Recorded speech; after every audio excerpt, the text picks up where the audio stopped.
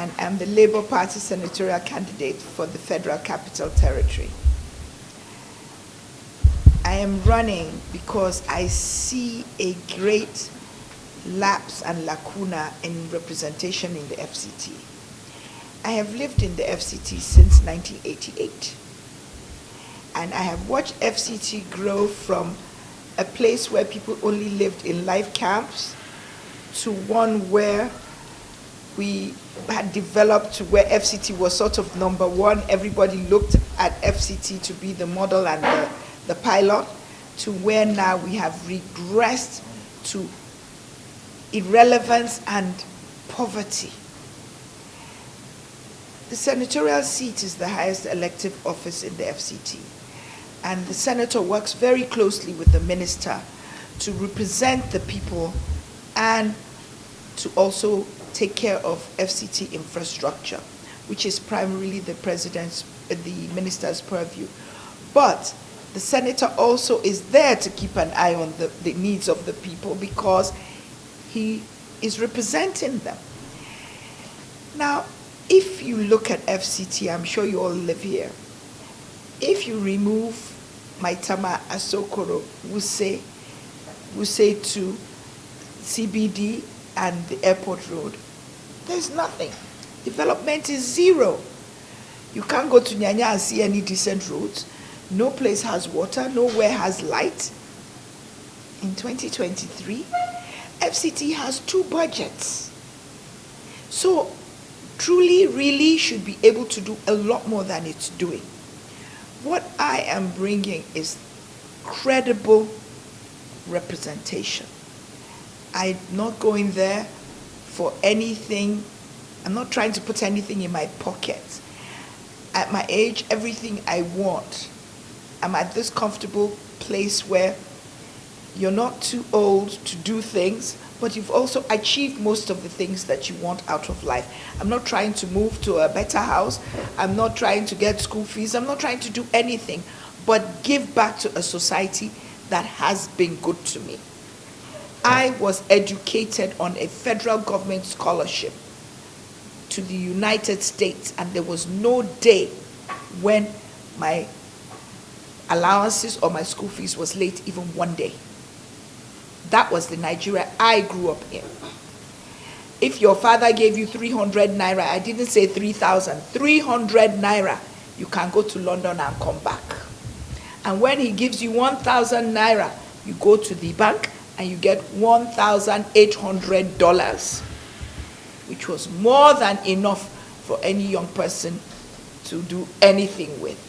So I grew up in a prosperous Nigeria. My first job as an engineer with NNCC in Kaduna gave me a car and a house in the GRA. Now, my children, if Nigeria doesn't change, they will be 70 years old. They haven't even owned a hut. Things must change. And at first, I did not want to run anymore because I felt, what's the point? The country is only getting worse. It's not getting better. So I didn't join politics for anything other than to improve the country and the lot of the people. A nation and a government is judged by the well-being of its people. That's what determines success. That's my personal opinion of good governance. And it's not the case here. So I decided, okay, you know what? Maybe everybody says you are too idealistic, blah, blah, blah. So, okay, let's forget it. I am idealistic. I can't change that. So leave it for other people who know how to maneuver the terrain in the way that their idealism doesn't get in the way. And I decided no more politics for me. Immediately I decided that several parties came along that, okay, Haja, the problem is that they refuse to give you a ticket. We are offering you a ticket. Let the people go and decide. At first, I still said no. Then a friend and a few friends talked to me that, look, you've built up your structures over 20 years. You know this place. You are maybe not as well known, but at least in the grassroots, they know you as well as any other politician in the FCT. So go, let's try. you don't have anything to lose. So I thought, okay, why not? Let's just give it a try. And my team said to me, Madam, since 2003, we have followed you. The politics can't be only about what you want. It also has to be about what we all want. And we all insist that you must go and take somebody's ticket and run. So I said, okay, no problem, I will. Win or if we don't win, then I am free to roam the world, do all the things I have not done that I should be doing. Every year I'm in one village or another in the FCT. I never have time to go to the spa, go on a cruise, do anything that I should have at least done. I haven't seen many countries, I haven't traveled enough. So I put all that aside, and like everything I do, I gave this campaign my all. I did it as passionately as I could. Now, see, FCT, we don't have water. I'll take some of the issues. But Lower Usuma Dam and Jabi Lake were created, the man-made lakes, they were created just to provide FCT with water. But the infrastructure has to be put in place for water to go to the communities. Sometimes I observed that we take water from Lower Usuma Dam, leave all of Buari and bring it straight to Maitama, Asokoro, and Usetu, just the center. Things cannot continue like that. I joined Labour Party because I looked at the people that, at the time I joined, I think His Excellency, we had not done the presidential primaries. When I picked it, I picked what I thought was just an empty party, because in FCT, because the electorate, they're educated, they tend to vote more people. Because sometimes you'll be at a polling unit, somebody will come and say, so what party is also that man in, or what party is this woman in?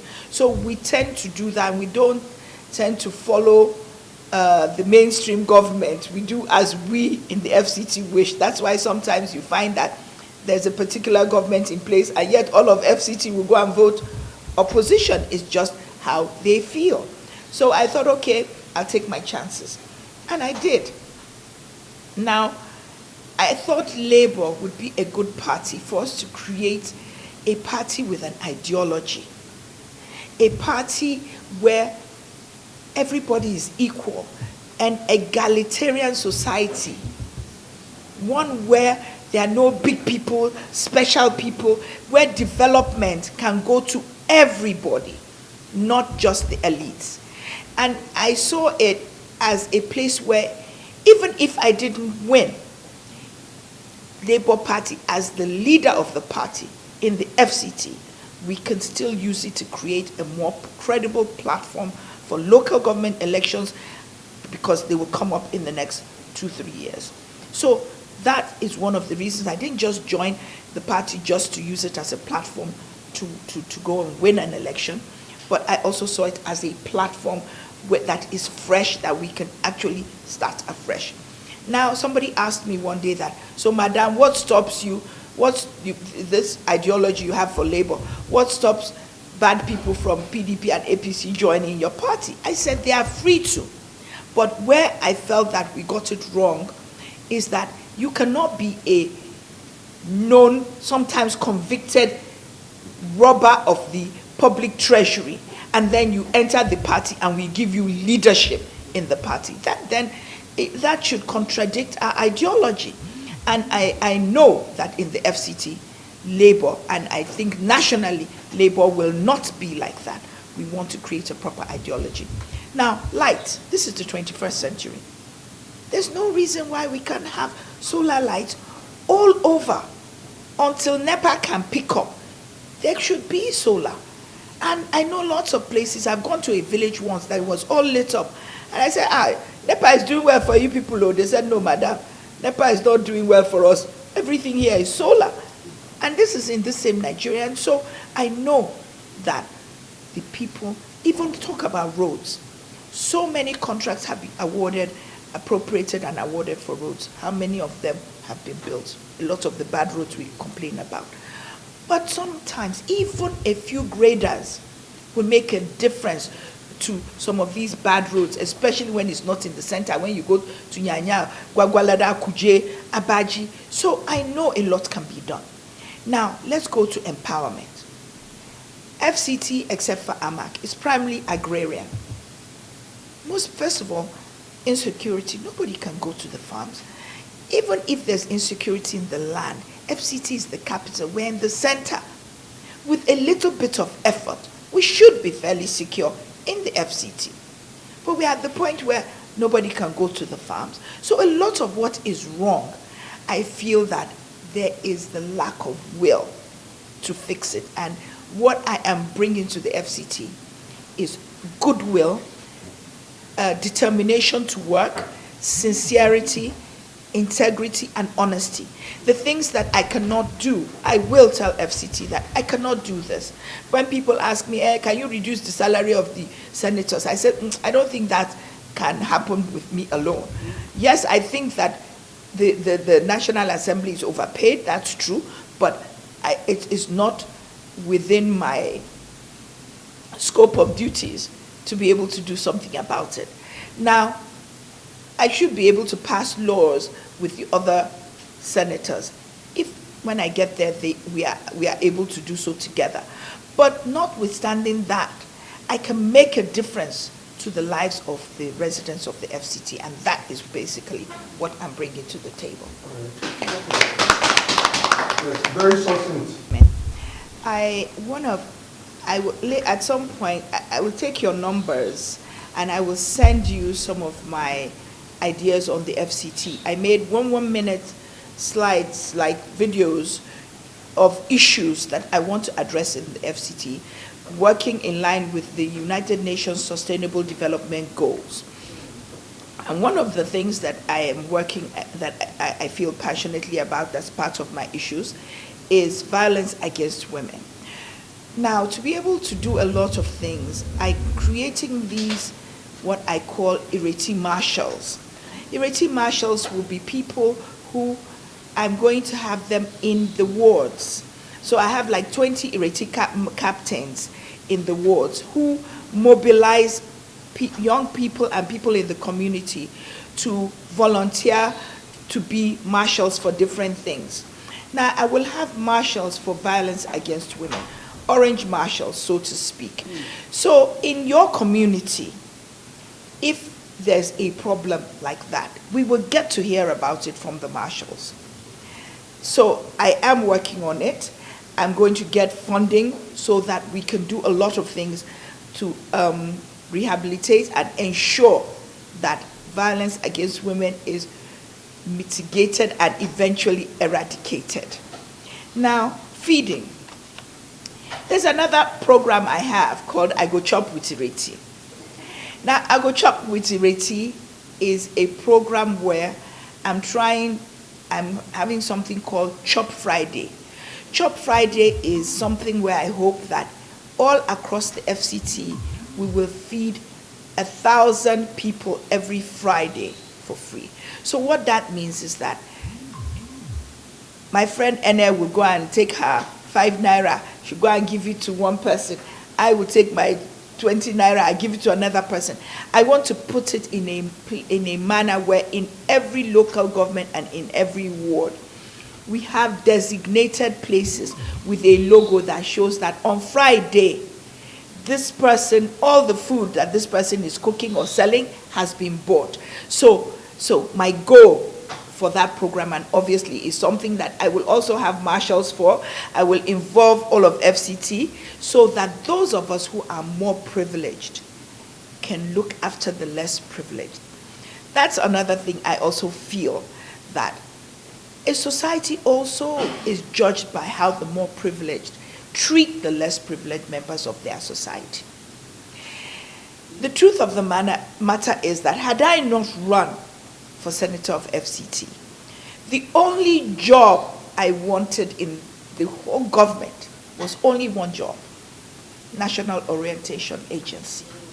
Because I feel that Nigerians were not bad people.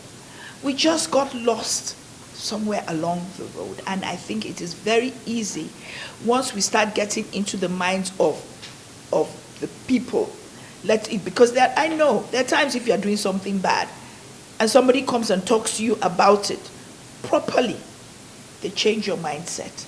And I think that's what National Orientation Agency needs to do, is to sell patriotism to Nigerians the way you sell religion. You don't see it, there's no proof of it, but you believe it. And when we Nigerians buy that belief, then we become Nigerians who can create a country that we can actually be patriotic about. So that is what I intend. I am working on the goal of zero hunger for the FCT. Now, bills that I will pass. One of the things, the problem, and I'm going to add that to what he said, FCT is meant to be treated like a state. But we need to put a lot of policies and bills in place to make us like a state, meaning that every state can access a health fund of, maybe there's a particular one I know, of ₦1 billion every year. Why are we not accessing it? Because we didn't put the necessary bill in place that will ensure that we can access it. So a lot of those bills are not getting written and passed because of the caliber of people we're sending to the National Assembly. Some of them can barely read or write. So how are they going to get all this paperwork done? That is one of the things. So, and then as for national bills, I'm sorry, but my personal assessment is that this time around, no one party will dominate. You will have PDP senators, you will have APC ones, you will also have Labour Party ones, maybe one or two ABGA ones, and what other party. There will not be that 50-something, 60-something from one party. That will not be there anymore. Therefore, when bills come, we need to, depending on what the issues are, negotiate with each other, sell it to each other, and get them passed. So I think the National Assembly this time around may not be the ones that we've been used to when we just had only two major parties. And I'm counting Labour now as also a major party. Now, how to push Aduda out? It's not me who's going to push Aduda out. We, the people, put Aduda there. You, the people, will also take Aduda out. That is all there is to it. Now we come to the original inhabitants of the FCT. The truth of the matter is that the Constitution, and if you read about it, it says that FCT was created as a place that should belong, where every Nigeria belongs here. Now, that notwithstanding, and as more and more people come in, the population of the original inhabitants will reduce, and now they are at, Baggies are at between 5 and 6% of the population of FCT. So that being the case, if we're running a democracy, the people want their interests to be represented. They don't care about the tribe of whoever is, because FCT has all the tribes here. So the only thing I can suggest for the original inhabitants, and I have sat with some of the young ones and discussed it, are concessions. Because when I first started running, when I ran in a general election in 2003, we had maybe like 300,000 registered voters. Now we have almost 1.6 million. And next election is going to be more and more and more as the FCT grows. So the only thing that can protect their interest, there were Baggies in Kaduna, but now it's just history that they were once the predominant tribe there. And the same thing is going to happen here over time. That is life. We can't change it. But if we give concessions, like maybe an educational trust fund for original inhabitants, because I see that that is a problem in their inability to compete when everybody is competing, is the lack of education. So we would also, obviously, if we write such a bill, we would need to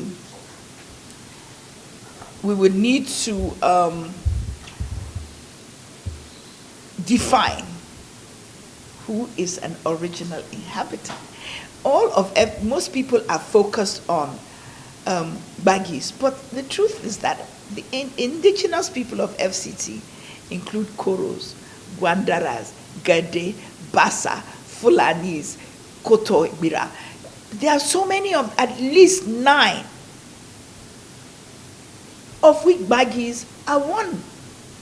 So we will need to define indigenous. And once we define indigenous, then that does not mean baggy alone. And the other thing that somebody asked me, he said, Madam, can we create a tourist village that depicts the cultures of the people who used to be here? I said, yes, fine, but I hope you know that if we did that, it would have to depict the cultures of all the people that were here before, not just baggies. The other thing that I think is really critical, it is my hope and dream to see FCT spread. Ideally, I think that all the ministries should have been spread out across the area councils. If you did that, Abuja would just develop laterally, as opposed to everything choked up in the middle. Now, if we were to do that, then I think then it will be critical to pass something called an integration bill, meaning that you have come here to this village, you've decided that you're going to make this village some big government agency. No problem. But you will not uproot the people that were there. You integrate them into whatever development that you are creating in that place. And I think if we did that, then the indigenous people will not feel marginalized, because what has been happening so far is when you want to develop a place, you take them all out and go and put them somewhere strange. That is half the problem. So that is what I intend to do. Secondly, have I answered your question? Supreme Court. Oh, see, the truth, everybody forgets that until you change the constitution where it says the president should, he actually picks the ministers, and it's his right and only his right. The only thing that the constitution requires is that it should reflect exactly and the states. And FCT is not a state. But as we go along, and if the president wanted to pick a minister from the FCT, he can under North Central, as he does. But at the end of the day, like I tell everybody, one time, Goodluck Jonathan wanted to pick a minister from the FCT. Why did he not pick him? Because in the bid to insist that it must only be from a particular tribe, they gave him a lot of illiterate people. He sees their CV, and he's like, no, absolutely not. So that matter was there. But if you say FCT and you include all the residents, you will find people. And once the door is open, eventually at some point, you find an indigenous person, and there are many of them who are educated, who have been PERMSECs, their names are not taken because maybe they're not politicians. So until we start looking for merit and competence in everything we do, we're never ever going to progress.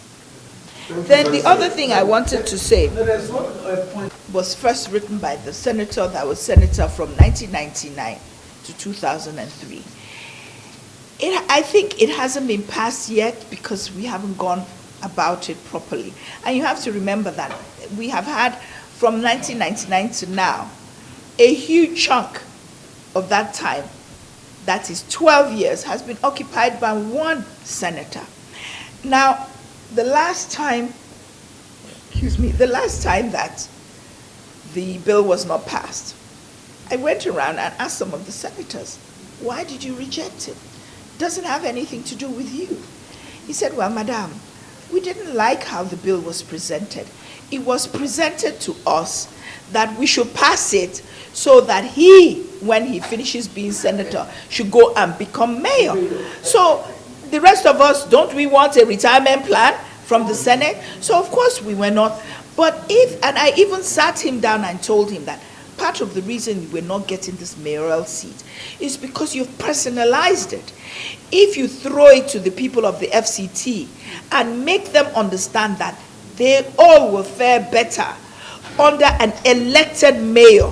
I assure you, they alone are enough to put the necessary pressure to get it. All right, thank you very much.